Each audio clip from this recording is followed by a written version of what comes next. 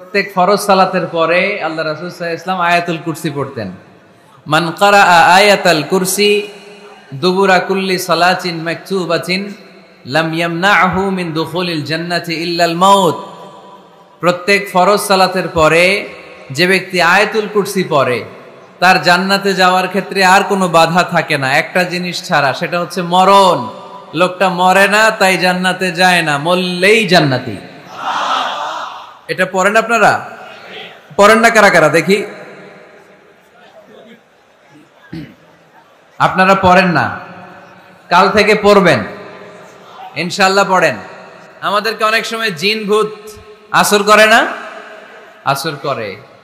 কিশোরগঞ্জে বোধহয় জিন ভূত কম না? আছে?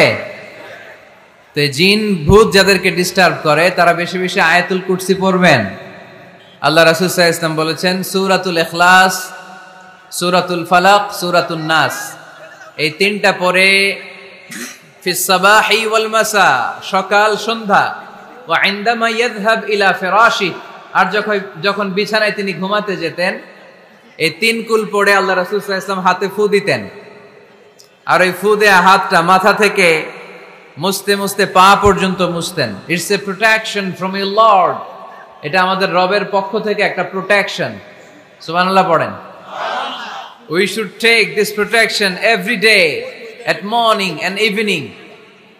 শয়তানের ওয়াসওয়াসা থেকে, জিন ভূতের আসর থেকে বাঁচার জন্য এই প্রোটেকশন আমাদের নেওয়া দরকার। আমাদের আদরের কচি কাঁচা সোনামণিরা যারা আছে তাদেরকেও, বাচ্চাদেরকেও জিন ভূত ডিস্টার্ব করে কি করে না? করে। আমরা তাদেরকেও এগুলো শিখাইয়া দিব। এগুলোকে বলে আর রুকিয়া আল ইসলামিয়া, ইসলামী রুকিয়া। এই ঝাড়ফুঁক করা সুন্নাহ। আল্লাহ রাসূল সাল্লাল্লাহু আলাইহি ওয়াসাল্লাম নিজেও ঝাড়ফুঁক করতেন। একবার সেজদারত অবস্থায় আল্লাহ রাসূল সাল্লাল্লাহু আলাইহি ওয়াসাল্লামের হাতে একটা বিচ্ছু পোকা কামড় দিল। তিনি খুব ব্যথা পেলেন। আম্মা জান আয়েশাকে বললেন লবণের পানি গরম দাও। আল্লাহ রাসূল সাল্লাল্লাহু আলাইহি ওয়াসাল্লাম কোরআনের আয়াত পড়ে ফু দিলেন। লবণের পানি ঢালা শেষ, ফু দেওয়া শেষ, আঙ্গুলের ব্যথাও শেষ। তো এভাবে নিমিষেই আমরা সুস্থ হয়ে যেতে পারি। কোরআনের দেয়া যত যত পদ্ধতি আল্লাহ তাআলা আমাদের জন্য প্রেসক্রাইব করেছেন, এটা আমাদের কল্যাণের জন্য দিয়েছেন। আমরা অনেকে অসুস্থ থাকি। আপনারা মধু খেতে পারেন, বেশি করে মধু খেলে আপনি সুস্থ থাকবেন। কালিজিরা খেতে পারেন, কালিজিরা, হাব্বাতুস সাউদা শিফাউন মিন কুল্লি দা ইল্লা সাম, মৃত্যু ছাড়া সব রোগের ঔষধ। কালিজিরা পাওয়া যায় কিশোরগঞ্জে? কালিজিরারে কি বলেন আপনারা?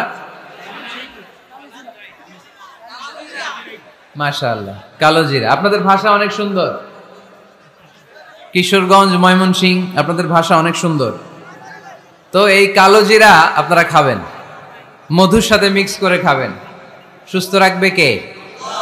আমি প্রায় বলি যে কোরআনিক এই মেডিসিনগুলো আপনারা খাবেন, মাখবেন, এগুলো অনেক ভালো। অলিভ অয়েলের কথা আমি প্রায় বলি। আল্লাহ রাসূল সাল্লাল্লাহু আলাইহি ওয়াসাল্লাম অলিভ অয়েল মাখতেন, জাইতুনের তেল দিয়ে দাড়িতে মাখতেন, চুলে মাখতেন, গায়ে মাখতেন। চামড়া সহজে কুচকে যায় না, চেহারা উজ্জ্বল থাকে, চুল সহজে সাদা হয় না। এজন্য বেশি বেশি অলিভ অয়েল ইউজ করবেন। তো 114টা সূরার মধ্য থেকে আমরা পবিত্র কালামুল্লাহ মাজিদের সূরাতু আলে ইমরানের 133 নম্বর আয়াত তেলাওয়াত করেছি। এই সূরাটাকে আল্লাহ তাআলা একটা পরিবারের নামে ডেডিকেট করেছেন। পরিবারটা হচ্ছে ইমরান এর পরিবার। আলে ইমরান মানে ইমরানের পরিবার। লক্ষ লক্ষ মানুষ হয়ে গেছে, এত বড় মাঠ, তারপরও জায়গা হচ্ছে না। এখানে কমিটি কি করবে? আমাদের প্রত্যেককে উদ্যোগী হয়ে একটা শান্তশিষ্ট পরিবেশ তৈরি করতে হবে। সম্মানিত ভাইয়েরা, আমরা সূরা আলে ইমরান থেকে কথা শুনবো। আমরা বলছিলাম যে কোরআনে পরিবারের নামে সূরা আছে। আল মানে পরিবার, আলে ইমরান মানে ইমরানের পরিবার। পরিবারের নামে সূরা দিলেন। কেমন পরিবার, কত মাকবুল পরিবার, কত পছন্দনীয় পরিবার এটা আল্লাহর কাছে। সুবহানাল্লাহ পড়েন। আমাদের পরিবারও পরিবার, ওনার পরিবারও পরিবার। ওনার স্ত্রীর নাম হান্না বিনতে ফাখুজ। এই ইমরান, ওনার স্ত্রীর নাম হচ্ছে হান্না বিনতে ফাখুজ। উনি হচ্ছেন মারিয়াম আলাইহিস সালামের বাবা, ঈসা আলাইহিস সালামের নানা। আল্লাহর কাছে কতটা প্রিয় ব্যক্তিত্ব, পার্সোনালিটি হলে তার নামে আল্লাহ কোরআনে একটা সূরাই দিয়ে দিয়েছে। সূরাত আলে ইমরান। এভাবে আল্লাহ তাআলা নবীদের নামে সূরা দিয়েছেন, ওলিদের নামে দিয়েছেন। একজন নারীর নামে কোরআনে সূরা আছে, নারীটার নাম কি? জোরে বলেন, কি নাম?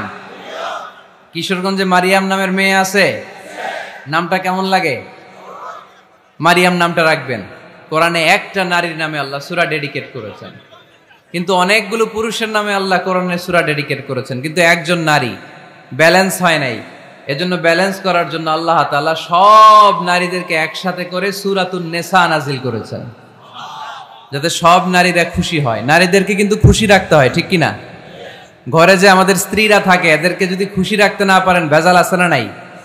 রোজা রাখা লাগবে, ঘরের চুলায় আগুন জ্বলবে না, রান্না বান্না হবে না, ঠিক কিনা? এজন্য বিশ্বনবী সব সময় বলতেন, ফাস্তাউসু বিন-নিসাই খায়রা, নারীদের সাথে ভালো আচরণ করো, কোমল আচরণ করো। নারীরা হচ্ছে কাচের গ্লাসের মতো। কাচের গ্লাস আস্তে করে ধরতে হয়, আস্তে করে রাখতে হয়, আস্তে করে মুছতে হয়। এটা নিয়ে জোর জবরদস্তি করলে এটা ভেঙে যায়, ঠিক কিনা?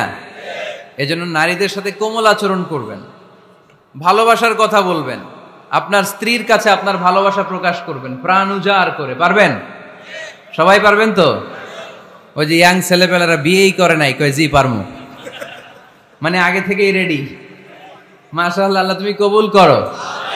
এই গার্লফ্রেন্ড বয়ফ্রেন্ড, এই পরকিয়া, এই বিবাহ বহির্ভূত কোনো সম্পর্কের সাথে আমরা নাই, ঠিক কিনা? আমরা বিয়ের মাধ্যমে পবিত্র বন্ধন নিয়ে জান্নাতে যেতে চাই, কারণ বিয়ের বন্ধনটা এটা জান্নাতি বন্ধন। আল্লাহ তাআলা সাইয়েদনা আদম আলাইহিস সালামকে বললেন, তুমি ইয়া আদম উসকুন আনতা ওয়া যাওজুকাল জান্নাহ, তুমি আর তোমার বউ মিলে জান্নাতে থাকো। তার মানে তাদের বিয়ে হয়েছিল জান্নাতে, আর বিয়ের সম্পর্কটা জান্নাতি সম্পর্ক। আলহামদুলিল্লাহ পড়েন। বিয়ের পরিস্থিতি, প্রিপারেশন এগুলোরে সহজ করে দিবেন, বিয়েকে কঠিন করবেন না। আল্লাহর দোহাই লাগে, যে সমাজে বিয়ে করা কঠিন ওই সমাজে জিনা করা সহজ, আর যেই সমাজে বিয়ে করা সহজ ওই সমাজে জিনা করা কঠিন, ঠিক কিনা? আপনি বাংলাদেশের উদাহরণে আসেন, বাংলাদেশে বিয়ে করা সহজ না কঠিন? কঠিন। 8 লক্ষ টাকা মোহরানা দেয়া লাগবে, এত টাকা পামু কই? কথা বলেন।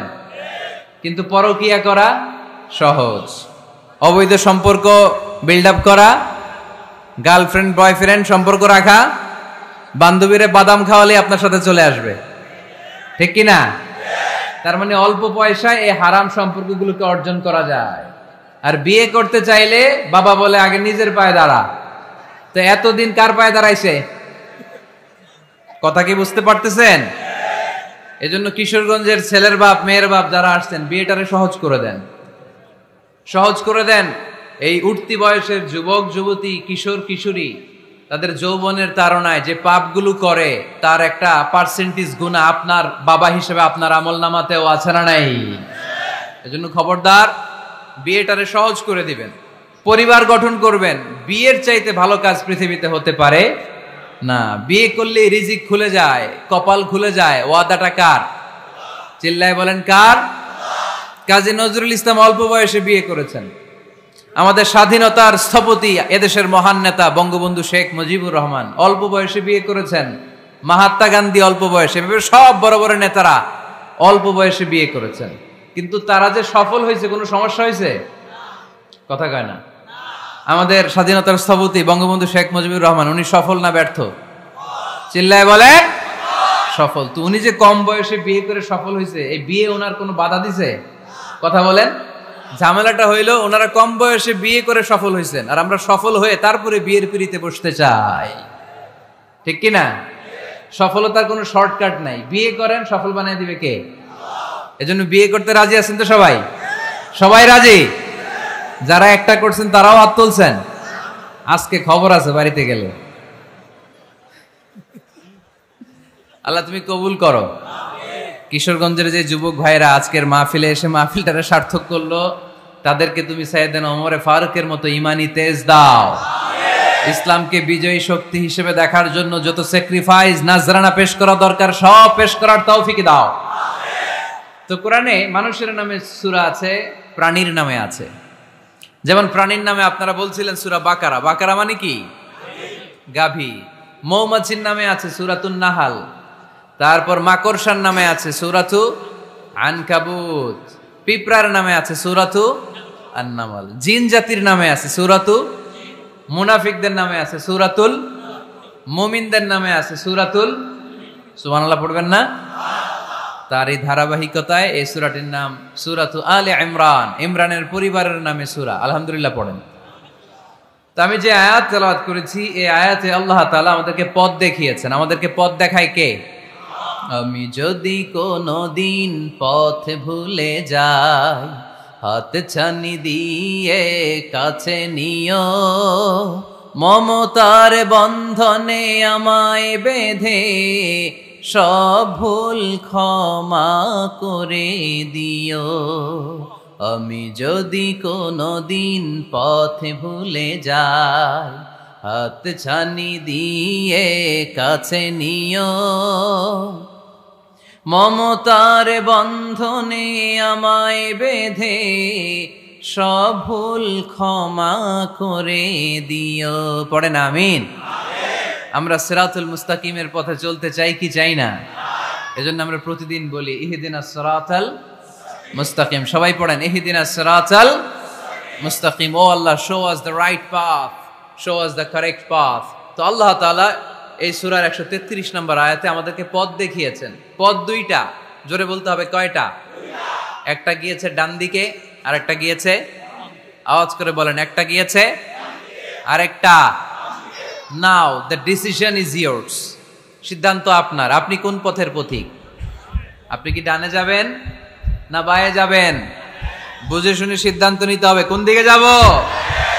ডানে আছে ক্ষমা আর জান্নাত, ডানে কি আছে? আর বায়ে আছে আল্লাহর রাগ, ক্রোধ আর জাহান্নাম। সো সিদ্ধান্ত আপনাকে নিতে হবে, আপনি কোন দিকে যাবেন। মনে থাকবে কোন দিকে। এজন্য রাব্বুল আলামিন বলেন ওয়াসারিউ ইলা মাগফিরাতিম মির রাব্বিকুম ওয়া জান্নাতিন আরদুহাস সামাওয়াতু ওয়াল আরদু উইদ্দাত লিল মুত্তাকিন। সুবহানাল্লাহ পড়েন। ওয়াসারিউ ইলা মাগফিরাতিম মির রাব্বিকুম, ছোট ধাবিত হও, প্রতিযোগিতা করো রব্বে কারীমের দরবারে, ক্ষমা প্রাপ্তদের খাতায় নাম তুলো, ক্ষমার জন্য প্রতিযোগিতা করো আর জান্নাত লাভের প্রতিযোগিতা করো। আদেশটা কার? আমরাও ছুটি, আমরাও প্রতিযোগিতা করি, দুনিয়া কামানোর প্রতিযোগিতা, ঠিক কিনা? কেমন করে এই পৃথিবীতে ভালো থাকা যায়, কেমন করে অন্যের মেরে নিজের জায়গা জমি বাড়ানো যায়, কেমন করে দুর্বলের উপর অত্যাচার করে সমাজে সবল হওয়া যায়, কেমন করে প্রতিযোগিতার লড়াইয়ে ক্ষমতার দাপট দেখানো যায়, এগুলোর প্রতিযোগিতা। কেমন করে পেঁয়াজের দাম বাড়িয়ে দিয়ে খেটে খাওয়া মেহনতি মানুষের কষ্ট বাড়ানো যায়, কেমন করে দেশের সাধারণ জনগণের মধ্যে গুজব ছড়িয়ে দেয়া যায়, এগুলোর প্রতিযোগিতা, যাতে মানুষের কষ্ট হয়, যাতে আল্লাহ লানত তার উপর আসে। কিন্তু মুমিনরা কখনো এ ধরনের প্রতিযোগিতায় নামতে পারে না। মুমিনরা যাবে ডানে না বায়ে? সবাই বলেন। ডানে আছে ক্ষমা আর জান্নাত। ডানে আছে কি? আর উত্তর দিতে হবে আমার প্রশ্নের, ডানে আছে কি? আর দুইটা জিনিস আছে, এক নম্বরে ক্ষমা, দুই নম্বরে, আওয়াজ করে বলেন, এক নম্বরে, দুই নম্বরে। এই দুইটা আমরা চাই কি চাই না? আল্লাহ বললেন সারিউ ইলা মাগফিরাতিম মির রাব্বিকুম, রবের পক্ষ থেকে ক্ষমার দিকে ছোট, ওয়া জান্নাতিন, আর এমন জান্নাতের দিকে ছোট, আরদুহাস সামাওয়াতু ওয়াল আরদ, যে জান্নাত আকাশ জমিন বিস্তৃত। জান্নাতের মধ্যে তো খুব ধাক্কাধাক্কি হবে আজকের মাহফিলের মতো না? এত জান্নাতীরা, এত মানুষ যে জান্নাতে যাবে, তারা কি আরামসে বসতে পারবে? কি বলেন? বুঝে শোনা বললেন। এরকম ধাক্কাধাক্কি হবে না আজকের মতো? ফেরেশতারা লাঠি নিয়ে নামবে, বাঁশি নিয়ে, কিশোরগঞ্জের মতো ধাক্কাধাক্কি হবে? আলহামদুলিল্লাহ পড়েন। কোনো ধাক্কাধাক্কি নাই, কোনো ঠেলাঠেলি নাই, কোনো কিলাকিলি নাই, আছে খালি আরাম। জাহান্নামে কি? বেরাম। আরদুহাস সামাওয়াতু ওয়াল আরদ, আল্লাহর প্রকাশ ভঙ্গিটা দেখেন, এক্সপ্লেনেশন সিস্টেম। আল্লাহ বললেন আকাশ জমিন বিস্তৃত জান্নাতের জন্য তোমরা প্রতিযোগিতা করো। বিশাল জান্নাত, ঠেলাঠেলি নাই। আল্লাহ রাসূল সাল্লাল্লাহু আলাইহি ওয়াসাল্লাম বললেন ইন্না মিসরাঈন মিন মাসারি'আল জান্নাহ মা বাইনা মাক্কা ওয়া হাজার। সৌদি আরবের মক্কা শহর থেকে বাহরাইন দেশের হাজার শহর যত দূর, জান্নাতের এক একটা দরজার অর্ধেক তত দূর। তার মানে এক দরজা দিয়ে কয়েক হাজার কোটি জান্নাতি এক ধাক্কায় ঢুকবে। সুবহানাল্লাহ, আসতে বললেন। দরজা দিয়ে যদি কয়েক হাজার লোক এক ধাক্কায় ঢুকতে পারে, দরজার সাইজই যদি এত বড় হয়, তাহলে জান্নাতের সাইজ কত? ওই জান্নাতে কোনো ধাক্কা ধাক্কি আছে? এজন্য আল্লাহ বললেন ওয়াসারিউ ইলা মাগফিরাতিম মির রাব্বিকুম ওয়া জান্নাতিন আরদুহাস সামাওয়াতু ওয়াল আরদ উইদ্দাত লিল মুত্তাকিন। আল্লাহর ক্ষমার দিকে ছোট, আল্লাহর জান্নাতের দিকে ছোট। যেই জান্নাত ছোট নয়, যেই জান্নাতটা সংকীর্ণ নয়, যেই জান্নাত হলো আকাশ জমিন বিস্তৃত। সুবহানাল্লাহ। উইদ্দাত লিল মুত্তাকিন। এই জান্নাতকে আল্লাহ তাআলা মুত্তাকিদের জন্য তৈরি করেছে। কাদের জন্য? আপনাদের জন্য তৈরি করেছে। আলহামদুলিল্লাহ পড়েন। মুত্তাকি কারা? যারা আল্লাহরে ভয় পায়। মুত্তাকি কারা? যারা আল্লাহকে না দেখে ভয় পায়, তাদেরকে কি বলে? মুত্তাকি। আল্লাহরে দেখছেন কখনো? লা তুদরিকুহুল আবসার। পৃথিবীর চামড়ার চক্ষু দিয়ে আমার রব আল্লাহ তাআলাকে দেখা যায় না, কিন্তু ওহুয়া ইউদরিকুল আবসার, তিনি সবাইরে দেখতে পায়। সুবহানাল্লাহ পড়েন। তিনি আমাদের দৃষ্টির অন্তরালে, কিন্তু আমরা তার দৃষ্টির অন্তরালে কশ্চিন কালেও কখনো এক মুহূর্তের জন্য যেতে পারি না। মুত্তাকিনদের জন্য তিনি এই জান্নাতকে তৈরি করেছেন। এখন এই মুত্তাকিন কারা, সেই মুত্তাকিনদের পরিচয় আল্লাহ তাআলা এই সূরার ভেতরে দিয়েছেন। আজকে এই চমৎকার রজনীতে কিশোরগঞ্জের এই তাফসীরুল কোরআনের প্রোগ্রামে মুত্তাকিন কারা এ ব্যাপারে সামান্য কিছু ধারণা নিয়ে আমরা বাড়িতে ফিরবো ইনশাআল্লাহ। বলেন, আজকের এই তাফসীরুল কোরআনের প্রোগ্রাম তখনই সফল হবে যখন এত ধাক্কাধাক্কির পরে বসার যখন সুযোগ পাইছি, মুত্তাকি কারে কয় এইটা আজকে হিসাব করে নিয়ে যাবো। পারা যাবে? পারা যাবে? পারা যাবে?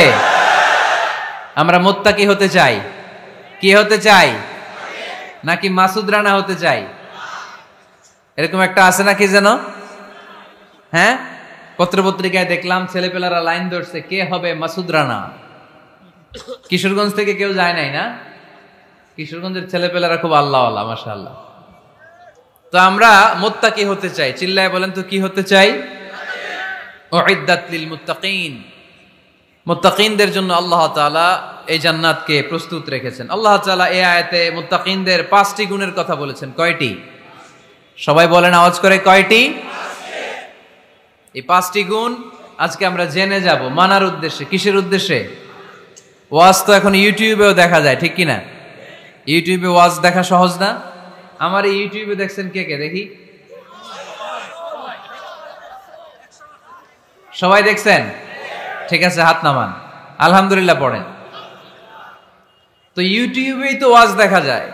সরাসরি তাফসীরুল কোরআনের প্রোগ্রামে একটা আলাদা স্পিরিট নিয়ে আসতে হবে, যে মনোযোগ দিয়ে আমি শুনবো, আমি ধারণ করব, কথাগুলো রিসিভ করব, কান দুটো খরগোশের কানের মতো খাড়া করে শুনবো, যাতে বাড়িতে কিছু নিয়ে যেতে পারি। বাল্লিগু আন্নি ওয়ালাউ আয়া। একটি আয়াত, একটি বাক্য হলেও আল্লাহ রাসূল বলেছেন আমার থেকে মানুষের কাছে পৌঁছে দাও। আমরা সবাই দাঈ ইলাল্লাহ। আমি বেশি জানি তো আমি বেশি শোনাবো, আরেকজন কম জানে তো কম শোনাবে। একজন জানে শুধু লা ইলাহা ইল্লাল্লাহ, সে ওইটারই দাওয়াত দিবে, ঠিক কিনা? এজন্য আজকে আমরা মুত্তাকি কাকে বলে, তাদের বৈশিষ্ট্য কি, এটা জেনে যাব। আল্লাহ মুত্তাকিদের বৈশিষ্ট্যে প্রথমে বলেছেন আল্লাযীনা ইউনফিকুনা ফিস সাররাই ওয়াদ দাররা। মুত্তাকি হচ্ছে তারা যারা সচ্ছল অসচ্ছল উভয় অবস্থায় আল্লাহর রাস্তায় দান করে। দান করলে খুশি হয় কে? আল্লাহ। সাদাকা করলে খুশি হয়ে যায় কে? যাকাত দিলে খুশি হয় কে? দে যাকাত, দে যাকাত, তোরা দে রে যাকাত, তোর দিল খুলবে পরে আগে খুলুক হাত। দে যাকাত, দে যাকাত, তোরা দে রে যাকাত। পড়েন আমিন। আপনার দিল পরে খুলবে, আগে খুলতে হবে কি? হাত। আল্লাযীনা ইউনফিকুনা ফিস সাররাই ওয়াদ দাররা। আল্লাহ বললেন আমার মুত্তাকি বান্দার প্রথম গুণ الذين ينفقون في السراء والضراء والكاظمين الغيظ والعافين عن الناس والله يحب المحسنين سبحان الله পড়ে الذين ينفقون في السراء والضراء আমার মুত্তাকি বান্দারা সচ্ছল অসচ্ছল উভয় অবস্থায় দান করে। যখন তাদের কাছে বেশি টাকা থাকে তখন তারা বেশি দান করে, যখন কম থাকে কম দান করে, কিন্তু দান করে, ঠিক কিনা? দান করার ধারাবাহিকতা কখনো থামায় না। এখন আপনি সচ্ছল, অনেক টাকা তো বেশি দেন, এক সময় অর্থের টানা পড়েন যাচ্ছে, সমস্যা যাচ্ছে, তো ওই সময় কম দেন।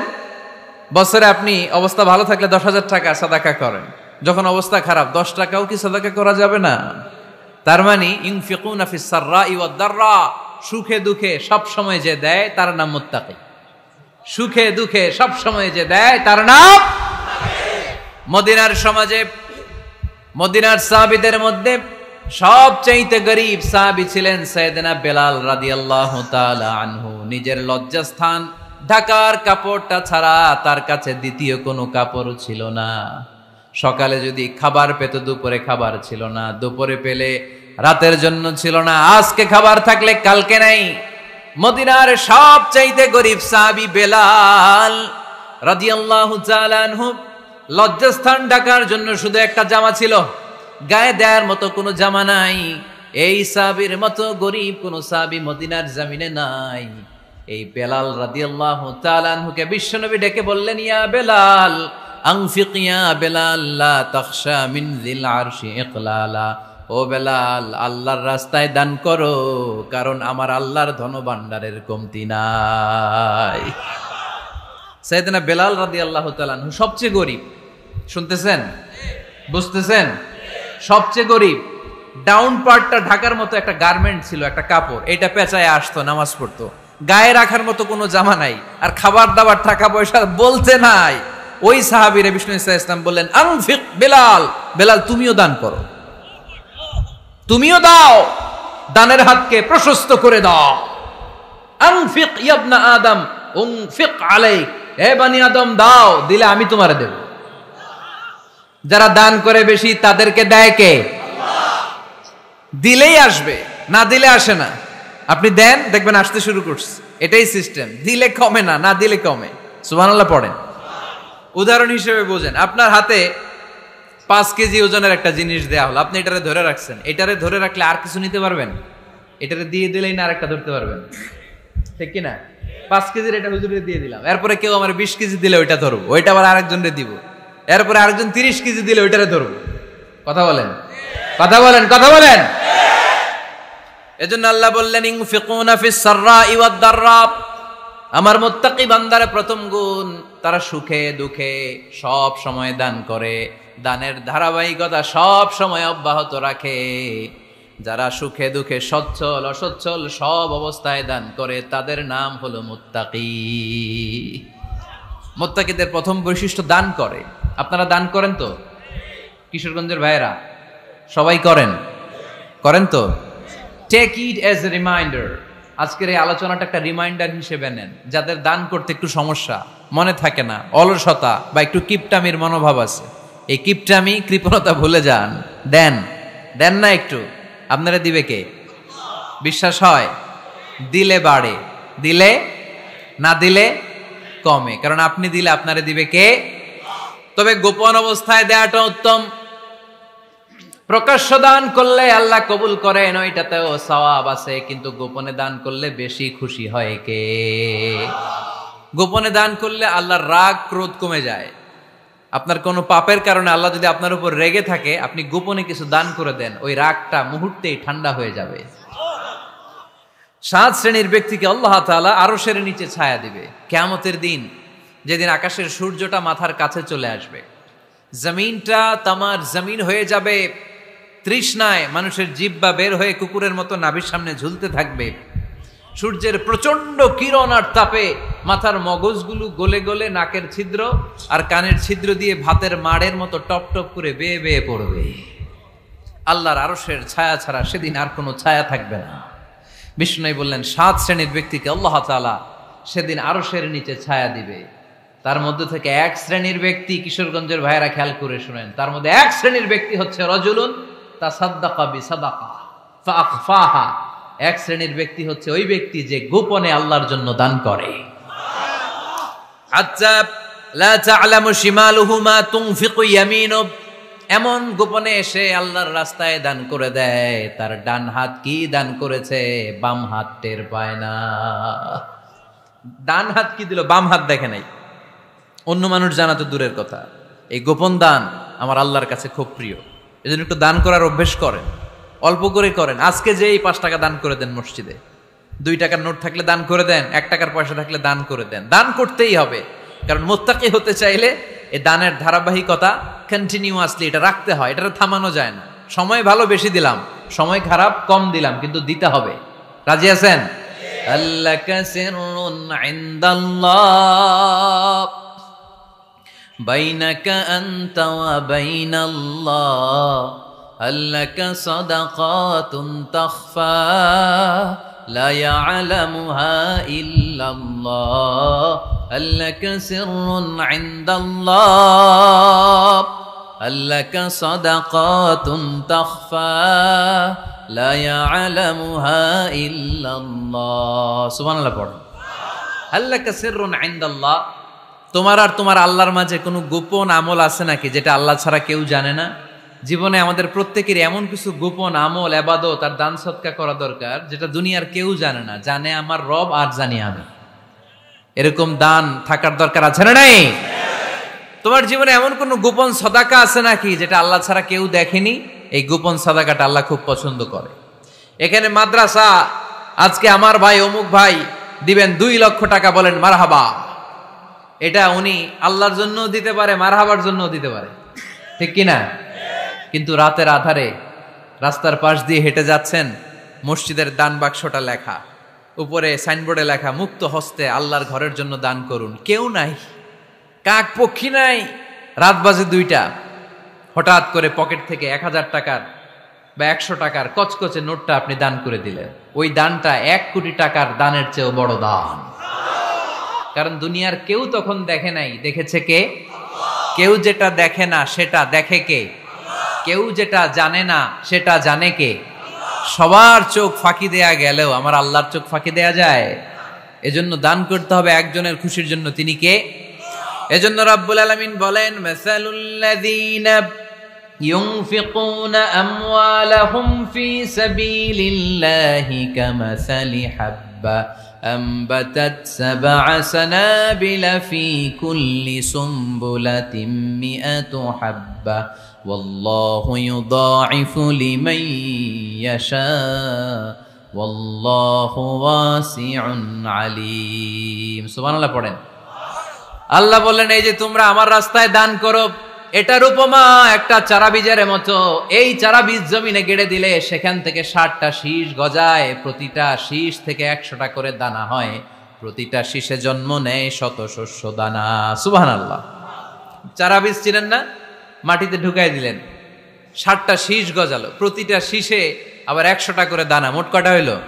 700টা। এক চারা বীজ থেকে যেমনি 700 দানা গজায়, তেমনি 1 টাকা দান করলে এরকম 700 গুণ সওয়াব আপনার আমলনামায় ঢুকাই দিবে কে? যারা দুনিয়ার বুকে প্রকাশ্যে গোপনে দান করত, সচ্ছল আর অসচ্ছল অবস্থায় দান করত, কিয়ামতের দিন যখন তাদেরকে তাদের আমলনামা দেয়া হবে, আমলনামা দেখে বলবে, আল্লাহ এত সওয়াব দুনিয়ার বুকে আমি করি নাই, অন্য কারো আমলনামা তোমার ফেরেশতারা ভুল করে আমারে দিয়েছে। আল্লাহ এত আমলনামা তো আমি করি নাই, এত নেক কাজ কোত্থেকে আসলো? এটা আমার না, তোমার ফেরেশতারা ভুল করে আরেকজনেরটা গছাই দিছে আমারে। আল্লাহ বলবে, না, আমার ফেরেশতারা ভুল করে না। সুবহানাল্লাহ পড়েন। ফেরেশতারা কখনো ভুল করতে পারে না, এটা তোমারই আমলনামা, আমার আমলনামা, আমি তো এত সওয়াব করি নাই। আল্লাহ বললেন, তুমি যে ওই আমার খুশির জন্য দান করেছো, ওই ছোট্ট দানটাকে আমি বড় করে তোমার আমলনামায় ঢুকাই দিস। আরো আস্তে কোন সুবহানাল্লাহ। হাদিসে এসেছে, কামা ইউরাব্বি আহাদুকুম ফুলুয়া, তোমরা যেমনি ছাগল পালো, বাছুর পালো, আল্লাহ তাআলা তোমাদের দানটাকে এরকম পেলে পুষে বড় করে। আপনারা কিশোরগঞ্জে গরু পালেন কারা দেখি তো? এই যে রাগী মানুষ আছে না, গুসা উঠছে, এই যে গুসা যে উঠে, এটা খুবই স্বাভাবিক। গুসাটা ওঠা সবার ওঠে, এটা কি বলেন? ওঠে না? ওঠে না? আপনাদের মধ্যে থেকে গুসা বেশি ওঠে কার দেখি? আছে তো, রোগী আছে তো অনেক। আল্লাহ আপনাদের গুসাগুলোরে ঠান্ডা করে দেখ, আর ভালো গুসাগুলো যেন আপনারা ইসলামের পক্ষে করতে পারেন। আল্লাহ তৌফিক দান করো। রাগ হবে ইসলামের জন্য। আল্লাহর জমিনে আল্লাহর বিধান লঙ্ঘন হলে আমরা রেগে যাব। চিল্লায় বলেন ঠিক কিনা? এছাড়া কেউ আমাদেরকে রাগাতে পারবে না। ওয়াল কাযিমিনাল গায়জ, মুত্তাকিন বান্দারা রাগকে হজম করে। রাগ হওয়াটা খুব স্বাভাবিক, এটা ন্যাচারাল, এটা কি প্রাকৃতিক। আমাদের দেহে এক ধরনের হরমোন আছে, এটার নাম হচ্ছে অ্যাড্রেনালিন বলে এটাকে, অ্যাড্রেনালিন হরমোন। তো এই হরমোনটা যখন নিঃসরিত হয় তখন আমরা রেগে উঠি, এর আগে আমরা রাগি না। This adrenaline hormone triggers up your bodies fight response. এটা নিঃসরিত হলেই বডি তখন ফাইট করতে মন চায়, মনে চায় খায়া ফেলাই, মাইরা ফেলাই, দইরা ফেলাই, অক করে হোতা এলাই। আপনারা বলেন না এগুলো? মাইরা অ্যালবাম, কাইটটা অ্যালবাম, অক করে হোতা অ্যালবাম বলেন আপনারা?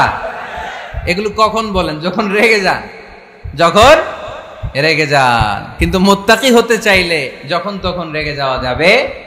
ওয়াল কাযিমিনাল গায়জ, যুবক ভাইরা খেয়াল করে শোনো, মুত্তাকি হতে চাইলে 2 নম্বর যে বৈশিষ্ট্যটা আমাদেরকে ধারণ করতে হবে সেটা হচ্ছে ওয়াল কাযিমিনাল গায়জ, রাগকে নিয়ন্ত্রণ করতে জানতে হবে। রাগ এটা ভয়ঙ্কর। অনেকে রাগ করতে করতে যে স্ট্রোক করে ফেলে, আছে না? হার্ট অ্যাটাক করে ফেলে। অনেকে রাগের মাথায় মারাও যায়, আছে না নাই? এটা ভয়ঙ্কর। এর আছে অনেক শারীরিক, মানসিক অনেক প্রভাব, অনেক ক্ষতিকর প্রভাব আছে এই রাগের। রাগটা অনেকটা ঝড়ের মতো। কিসের মতো? ঝড় যেমনি একদিক থেকে এসে সব ভেঙে চুরে তছনছ করে লন্ড ভন্ড করে দিয়ে আরেক দিকে সাঁ করে চলে যায়, রাগও তেমন একদিক দিয়ে আসে সব শেষ করে দিয়ে আরেক দিকে চলে যায়, ঠিক কিনা? এর রাগের মাথায় পৃথিবীতে কত খুন খারাপি ঘটেছে, ঠিক কিনা? বাবা ছেলের মধ্যে রাগ আছে না নাই? বন্ধু বন্ধুর মধ্যে, বন্ধু কয় এটা আমারে দে, ওই বন্ধু বলে না দিব না, রেগে গেছে, কিলাকিলি ঘুষাঘুষি আছে না নাই? বাবা ছেলের মধ্যে জমি জমা নিয়ে হয় না অনেক সময়? বাবা কয় এই জমি তুই পাবি না, পোলায় কয় আমার এই দিবা তুমি। বাপে কয় না দিমু না, পোলায় কয় দিবা। বাপে কয় তোরে তেজ্য পুত্র করে দিলাম, পোলায় কয় তোমার মাথায় আমি কোপ মাইরা দিলাম। আছে না? লেগে গেল, মারাত্মক ঝগড়া। হাজবেন্ড ওয়াইফের মধ্যে এগুলো আর হয় না, তাই না? রাগারাগি হ্যাঁ বেশি হয়। কিশোরগঞ্জে এগুলো আছে। আহা, খবরদার, এগুলোকে বাড়তে দেয়া যাবে না। শয়তান খালি গুতায়। শয়তান চায় কি করে ফ্যামিলিকে ব্রেক ডাউন করা যায়। শয়তান একটা আরশের উপর বসে, অন্য শয়তানরা এসে বলে আমি ওজনে কম দেওয়াইছি, কারে কিছুই করস নাই তুই। আরেকজন এসে বলে আমি সুদ খাওয়ানোর ব্যবস্থা করে দিয়ে আসছি, কারে এটা কিছুই না। আরেকজন এসে বলে মাদ্রাসায় যাচ্ছিল আমি সরাই দিছি, কারে এটা কিছুই না। আরেক শয়তান এসে বলে আমি স্বামী স্ত্রীর মধ্যে বিচ্ছেদ ঘটায় দিছি। ইবলিশ শয়তান তখন এটারে নিয়ে নাচতে শুরু করে দেয়। এজন্য স্বামী স্ত্রীর মধ্যে ঝগড়া আছে না নাই? হাজবেন্ড বলে একটা, ওয়াইফ বলে আরেকটা, আছে না নাই? হাজবেন্ড বলে তুমি যাইবা না, এই বিয়ার দাওয়াতে যাইবা না, ও আমারে অপমান করছিল। বউ কয় আমি জামু, আমার বান্ধবীর বিয়া, তোমার কি? আছে না নাই? হাজবেন্ড কয় না যাবি না, বউ কয় জামু, গেলে তোর খবর আছে। বউ কয় কি করবা? কয় তালাক দিয়ে দিলাম। আছে না নাই? ছোট্ট ঝগড়া থেকে মাথা গরম করে রাগের মাথায় তালাক দিয়ে ফেলে। এজন্যই রাগ ভয়ঙ্কর। এর রাগের কারণে বন্ধু বন্ধুর সম্পর্ক নষ্ট হয়, হাজবেন্ড ওয়াইফের মধ্যে ডিভোর্স হয়ে যায়, বাবা ছেলের মধ্যে সম্পর্ক ছিন্ন হয়ে যায়। এটা ঝড়ের মতো। এজন্য মুমিনরা চাইলেই চট করে রেগে যেতে পারে। এজন্য রাগ নিয়ন্ত্রণের দরকার আছে না নাই? এজন্য আল্লাহ বললেন والذين ينفقون أموالهم في سبيل الذين ينفقون في السراء والضراء والكاظمين الغيظ والعافين عن الناس। মুমিন বান্দার মুত্তাকিদের প্রথম গুণ দান করে, মুত্তাকিদের দ্বিতীয় গুণ তারা রাগকে হজম করে। সুবহানাল্লাহ পড়ে। রাগকে কি করতে হবে? জোরে বলেন, কি করতে হবে? আল্লাহ রাসূল বললেন, লাইসা শাদীদু বিসসুরআ, কুস্তি খেলে যে অন্যকে মাটিতে শুইয়ে দিতে পারে সে আসল শক্তিশালী না। ইন্নামাশ শাদীদুল্লাযী ইয়ামলিকু নাফসাহু ইনদাল গাদাব, রাগের মাথায় যখন নিজেকে যে নিয়ন্ত্রণ করতে পারে আল্লাহর কাছে ওই ব্যক্তিটাই শক্তিশালী। কুস্তি খেলে আরেকজনের শোয়াই দিলেন, এ শক্তিশালী না, বরং শক্তিশালী তো সে যে রাগের সময় নিজের উপর নিয়ন্ত্রণ রাখে। He can control himself in the time of anger. যখন সে রেগে যায় তখন সে নিজেকে নিয়ন্ত্রণ করতে পারে, সেই শক্তিশালী। কুস্তি খেলে আপনি হোতায় দিলেন আরেকজনকে, আপনি শক্তিশালী না। এজন্য রাগকে নিয়ন্ত্রণ করতে রাজি আছেন তো? এক সাহাবী এসে বললেন, ইয়া রাসূলুল্লাহ আউসিনি, ইয়া রাসূলুল্লাহ, ও নবী আমারে নসিহত করেন, আমারে কিছু উপদেশ দেন। বিশ্বনবী বললেন, লা তাগদাব, তুমি রেগে যেও না। সাহাবী বললেন, আরেকটা উপদেশ দেন। বিশ্বনবী বললেন, লা তাগদাব, রেগে যেও না। সাহাবী বললেন, ও নবী আরেকটা উপদেশ দেন। বিশ্বনবী তৃতীয়বারের জন্য বললেন, ও সাহাবী তুমি রেগে যেও না, লা তাগদাব, রেগে যেও না। কারণ রেগে গেলেন তো হেরে গেলেন, রেগে গেলেন হেরে গেলেন। অনেকে আপনারা রাগাতে চাইবে নানাভাবে, কিন্তু আপনি রাখবেন না। আপনার সাথে ঝগড়া করতে চাইবে, পায়ে পাড়া দিয়ে ঝগড়া করতে চায়, এরকম আছে না নাই? আপনারা রাগাতে চায়, ফুসলাতে চায়, কিন্তু মুমিনরা, মুত্তাকিনরা তারা যেন তেন কোনো কারণে রেগে যায় না, তারা তাদের রাগকে হজম করে। আলহামদুলিল্লাহ পড়েন। আল্লাহ রাসূল সাল্লাল্লাহু আলাইহি ওয়াসাল্লাম কখনো রাখতেন না, কখনো না। ওনার উপর অনেক অত্যাচার হয়েছে, উনি রাগেন নাই, উনি ক্ষমা করে দিয়েছেন। কি করেছেন? আল্লাহ রাসূল সাল্লাল্লাহু আলাইহি ওয়াসাল্লাম যখন মক্কায় নামাজ পড়তেন, আল্লাহ রাসূল সাল্লাল্লাহু আলাইহি ওয়াসাল্লাম যখন রুকুতে যেতেন, সিজদায় যেতেন, পিঠের উপরে পচা উটের নাড়ি ভুঁড়ি চাপিয়ে দেয়া হতো। আল্লাহ রাসূল কখনো রেগেছেন? কথা বলেন। তায়েফের ময়দানে দাওয়াত দিতে গেলেন, পাথর মারা হলো, তিনি রেগেছেন? বাড়ি থেকে বের করে দেয়া হলো, বাধ্য হয়ে মক্কা থেকে মদিনায় হিজরতে গেলেন। মক্কার দিকে তাকিয়ে তাকিয়ে চোখের পানি ছাড়লেন আর বললেন, মক্কা তু আহাব্বুল বিলাদ ইলাইয়া, আমার কাছে সবচেয়ে প্রিয় শহর মক্কা শহর। লাউলা উখরিজতু আমা খারাজতু, আমার যদি বের করে দেয়া না হতো মক্কা থেকে জীবনে কোনোদিন আমি বের হতাম না। তারপরেও বিশ্বনবী রাগেন নাই। ব্ল্যাক ম্যাজিক করে 6 মাস বিশ্বনবীকে অসুস্থ করে রাখা হয়েছে, তিনি রাগেন নাই। আল্লাহ রাসূল সাল্লাল্লাহু আলাইহি ওয়াসাল্লাম একবার উটের উপর চড়ছিলেন। ইন দ্য মিন টাইম এক বেদুইন এসে বিশ্বনবীর গায়ের চাদর ধরে টান দিলেন। হাদিসের বর্ণনাকারী সাইয়েদানা আনাস রাদিয়াল্লাহু তাআলা উনি বলেন, কুনতু আমশি মা রাসূলিল্লাহ, আমি একবার রাসূল সাল্লাল্লাহু আলাইহি ওয়াসাল্লামের সাথে হাঁটছিলাম। ওয়া আলাইহি বুরদুন নাজরানি গলিযুল হাশিয়া, আর রাসূল সাল্লাল্লাহু আলাইহি ওয়াসাল্লামের গায়ে ছিল চাদর। কি ছিল? আপনারা আজকে চাদর গায়ে দিয়ে আসছেন? কেউ আসছেন? অনেকে। এই যে আমরা চাদর গায়ে দেই, আমাদের চাদরের এই পাশে মাঝে মাঝে কিছু ডিজাইন করা থাকে না? নাজরান দেশ থেকে নিয়ে আসা বিশ্বনবীর ওই চাদরের এইখানে খসখসে ডিজাইন ছিল। তো আল্লাহ রাসূল যখন চাদর গায়ে দেয়া, ওই বেদুইন যখন চাদর টান দিয়েছে, ওই খসখসে ডিজাইন আল্লাহ রাসূল সাল্লাল্লাহু আলাইহি ওয়াসাল্লামের ঘাড়ের চামড়া ছিঁড়ে ফেলেছে। আসছিল ভিক্ষা করতে, বেদুইন আসছে কি করতে? ভিক্ষা চাওয়ার স্টাইল দেখেন, ভিক্ষা চাওয়ার স্টাইল দেখছেন? আল্লাহ রাসূল সাল্লাল্লাহু আলাইহি ওয়াসাল্লামের চাদর ধরে এমন টান মেরেছে, ওই খসখসে চাদরের দাগ বিষ্ণু সাল্লাল্লাহু আলাইহি ওয়াসাল্লাম ঘাড়ের মধ্যে বসে ঘাড়ের চামড়া ছিঁড়ে গিয়েছে। বিষ্ণু প্রচন্ড ব্যথা পেয়েছেন, কিন্তু কিছুই বলেন নাই। ফালতাফাতা ইলাইহি রাসূলুল্লাহ, আল্লাহ রাসূল তার দিকে তাকালেন, তাকিয়ে সুম্মা দাহিক, ছোট্ট একটা মুচকি হাসি দিলেন। মুচকি হাসি দিলেন। ভিক্ষা করতে আসছে, চাদর ধরে টান মেরে ঘাড়ের চামড়া ছিঁড়ে ফেলছে, আর বলতে শুরু করছে, ইয়া মুহাম্মদ মুরলি মিন মালিল্লাহ, আল্লাহর যে সম্পদ আছে বাইতুল মালের সম্পদ থেকে আমার কিছু দাও, আমার কিছু নাই। আল্লাহ রাসূল সাল্লাল্লাহু আলাইহি ওয়াসাল্লাম ফাদাহিক, একটা মুচকি হাসি দিলেন, দিয়ে সে যা চেয়েছে তার হাতে সেটা উঠিয়ে দিলেন। চিল্লায় পড়েন সুবহানাল্লাহ। তার মানে আমার নবী সহজে রাখতেন না। ওনার গায়ের উপর, দেহের উপর অত্যাচার করা হলে বিষ্ণু সাল্লাল্লাহু আলাইহি ওয়াসাল্লাম কখনো রাগেন নাই। মারা হয়েছে, পাথর মেরে রক্তাক্ত করা হয়েছে, পিটানো হয়েছে, আল্লাহ রাসূল সাল্লাল্লাহু আলাইহি ওয়াসাল্লাম কখনো রাগেন নাই। তবে আল্লাহর জমিনে আল্লাহর বিধান লঙ্ঘিত হওয়া মাত্রই বিষ্ণু সাল্লাল্লাহু আলাইহি ওয়াসাল্লাম রেগে যেতেন। পড়েন আল্লাহু আকবার। আল্লাহর বিধান লঙ্ঘিত হতে দিতেন না। যেই লোকটা নামাজ পড়া অবস্থায় ওটের পচা নারী বুড়ি চাপিয়ে দিলে রাগেন না, যাকে পাথর মারা হলে রাগেন না, চাদর ধরে টেনে গায়ের চামড়া ছিঁড়ে ফেললে রাগেন না, ওই ব্যক্তিটা আল্লাহর জমিনে আল্লাহর আইনের বিরুদ্ধে কথা বললে রেগে যেতেন, কারণ এটা আল্লাহর আইন। আল্লাহর আইনে সবাই সমান, এখানে উঁচু নিচু, there is no difference between black and white, between upper and lower, between the richer section of the society and poorer section of the society, between the prime minister, between the member of the parliament and the factory worker, rickshaw puller, everyone is totally equal, 100% equal in the eyes of Quran and Islam. চিল্লায় বলেন ঠিক কি না? আল্লাহর চোখে সবাই সমান।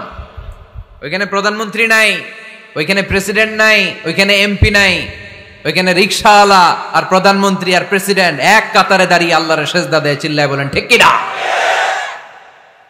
নিজেকে আক্রমণ করা হলে রাখতেন না, কিন্তু আল্লাহর জমিনে আল্লাহর বিধান লঙ্ঘিত হলে আল্লাহ রাসূল রেগে যেতেন। মদিনাতে এক মেয়ে চুরিতে ধরা পড়ল। চুরি করলে কি করতে হয়? আস-সারিকু ওয়াস-সারিকাতু ফাকতুউ আইদিয়াহুমা। বাংলাদেশে হাত কাটে, কি করে? জেলে দেয়। আর কি করে? হ্যাঁ, জরিমানা,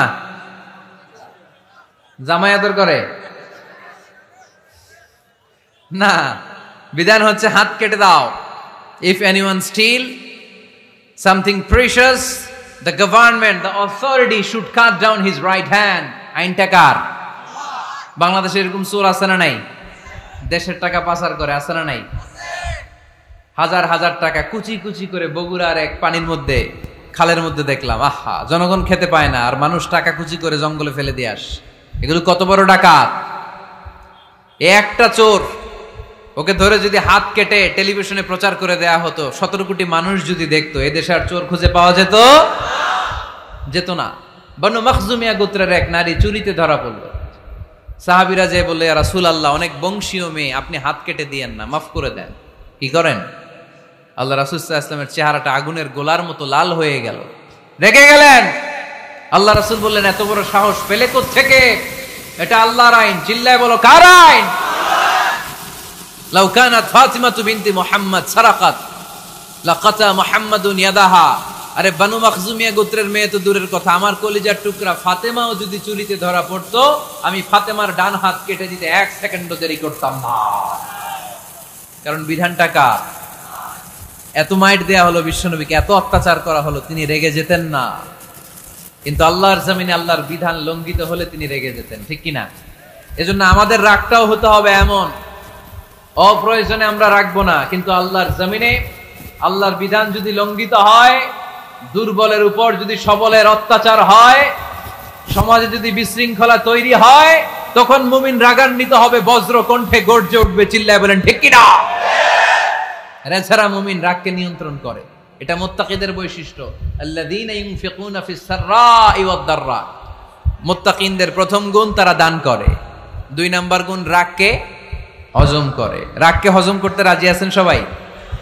আজকে থেকে রাগটার একটু কমানো যাবে, থামানো যাবে তো? আল্লাহ তুমি কবুল করো, পড়ি আমিন। আল্লাহ রাসূল সাল্লাল্লাহু আলাইহি ওয়াসাল্লাম রাগ কমানোর কিছু পদ্ধতি আমাদেরকে শিখিয়েছেন। 2 সাহাবী ঝগড়া লাগলো, কথার পিঠে কথা, কথার নাম লতা। ঝগড়া করতে করতে এক সাহাবী রেগে মেগে আগুন। আল্লাহ রাসূল দেখতে লাগলেন আর বললেন, ইন্নী লা আ'লামু কালিমা লাউ ক্বালাহা লা যাহাবা যা আনহু। নিশ্চয়ই আমি এমন এক বাক্য জানি, এই বাক্যটা যদি এই সাহাবী পড়ে, তাহলে তার রাগ মুহূর্তের মধ্যে ঠান্ডা হয়ে যাবে। ওই সাহাবী বলল, ইয়া রাসূলুল্লাহ, বাক্যটা কি আমারে শিখিয়ে দেন, আমি চাই আমার রাগটা যেন থেমে যায়। আল্লাহর রাসূল বললেন, তুমি পড়ো আউযু বিল্লাহি মিনাশ শাইতানির রাজীম। সবাই পড়েন, আউযু বিল্লাহি মিনাশ শাইতানির রাজীম। তাহলে রাগ কমানোর দোয়ার নাম কি? সবাই বলেন, আউযু বিল্লাহি মিনাশ শাইতানির রাজীম। এটা হচ্ছে 1 নাম্বার ফর্মুলা।